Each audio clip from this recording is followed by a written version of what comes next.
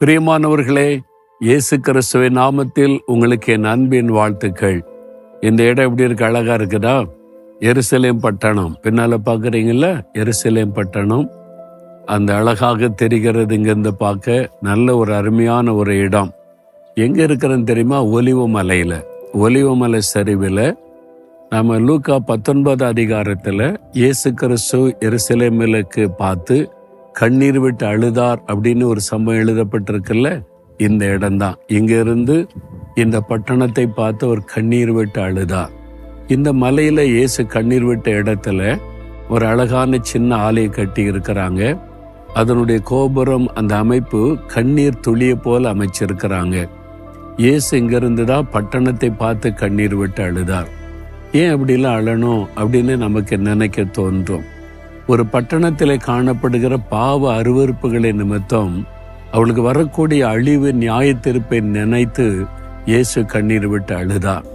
ஐயோ, எங்க பாவத்தை விட்டு மனம் திரும்பலையே, சமாதானத்திற்கு ஏற்றவளை அறிந்து கொள்ளவில்லையே, ஆண்டவர் துணை வாய்ப்பு கொடுத்தது அறியாம போனார்களே என்ற ஒரு வேதனை.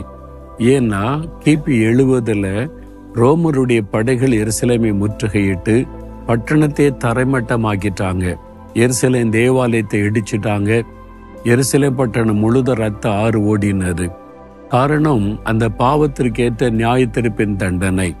அது தான் உண்டாக்கின பட்டணமா இருந்தாலும், தானே ஆண்டவர் கட்டி கொடுத்த தேவாலயமா இருந்தாலும், பாவத்துக்கு இடம் கொடுத்து பாவத்தை விட்ட மனம் திரும்பாம துணிகரமா பாவத்தில் இருந்தா கர்த்தர் நியாயம் தீர்த்து விடுவார் என்பதற்கு இந்த பட்டணமே ஒரு உதாரணம். நீங்களா இருந்தாலும் நானா இருந்தாலும் அப்படிதான்.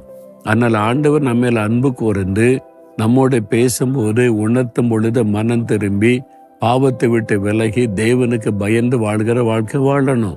அதுக்கு தான் இது சாட்சியா இருக்கிறது. சரி, ஆண்டவர் எனக்கு என்ன வார்த்தை சொல்றார் அப்படின்னு நினைக்கிறீங்களா? ஏசாயா 42 அதிகாரம் 16 வசனம் ஆண்டவர் சொல்லுகிறார், அவர்களுக்கு முன்பாக இருளை வெளிச்சமும் கோணலை செவ்வையும் ஆக்குவேன். உங்களை பார்த்து சொல்றார், என் பிள்ளைகளுடைய வாழ்க்கையில் இருக்கிற இருளை வெளிச்சமாய் மாற்றுவேன், கோணலான காரியத்தை செவ்வையாக்குவேன்னு வாக்கு கொடுக்கிறார். உங்க வாழ்க்கையில ஏதோ ஒரு பகுதி இருளாக இருக்கிறது. உங்க குடும்பத்துக்குள்ள, உங்களுடைய பிசினஸ்ல, உங்களுடைய பிள்ளைகள் வாழ்க்கையில, உங்களுடைய ஊழியத்துல ஒரு பகுதி ரொம்ப வெளிச்சமா இருக்குது, ஒரு பகுதியில இருள் காணப்படுகிறது. என்ன பண்றதுன்னு தெரியல, இருட்டுல தடவி திரிகிறதை போல இருக்கிறது. இந்த காரியம்தான் எங்களுக்கு பிரச்சனை. இந்த தேவைக்கு என்ன பண்ணன்னு தெரியலாம இருட்டுல தடுமாறுகிறோம். என் பிள்ளை இப்படி இருக்குது, கணவர் இப்படி இருக்கிறார், என் மனைவி இப்படி இருக்கிறார், என்ன பண்ணனே தெரியல அப்படின்னு நினைக்கிறீங்க பாத்தீங்களா? அந்த இருளான காரியத்தை கர்த்தர் வெளிச்சமாய் மாற்றுவாராம். கோணலாய் இருக்கிறதை செவ்வையாக்குவாராம். பயப்படாதங்க. உங்க வாழ்க்கையில் இருக்கிற இருளை வெளிச்சமாய் மாற்ற கர்த்தர் வாக்கு கொடுத்துட்டார்ல. நீங்க சொல்லணும், ஆண்டவரே, இதுதான் என் வாழ்க்கையில இருள் இந்த பகுதியில இருக்குது, ஒரே தடுமாற்றமா இருக்குது, வெளிச்சமா மாற்றுங்க. இந்த கோணலான காரியத்தை செவ்வைப்படுத்துங்க. என் பிள்ளைகளுடைய வாழ்க்கையில, கணவருடைய வாழ்க்கையில, என் பிசினஸ் காரியத்துல, என் ஊழிய காரியத்துல மாற்றுங்க ஆண்டவரை, செவ்வையாக்குங்கன்னு ஜெபிச்சு பாருங்க. கட்டாய மாற்ற வரும். ஜெபிக்கிறீங்களா? ஆண்டவரே, உம்முடைய ஜனத்தினுடைய இருளை வெளிச்சமாக்குவேன், கோணலாந்த செவ்வையாக்குவேன் வாக்கு கொடுத்தீங்களே. இந்த மகன், இந்த மகள் ஜெபிக்கிறாங்க. இன்றைக்கு அவனுடைய வாழ்க்கையில இருளான காரியங்கள் மறைந்து வெளிச்சம் உண்டாகட்டும்.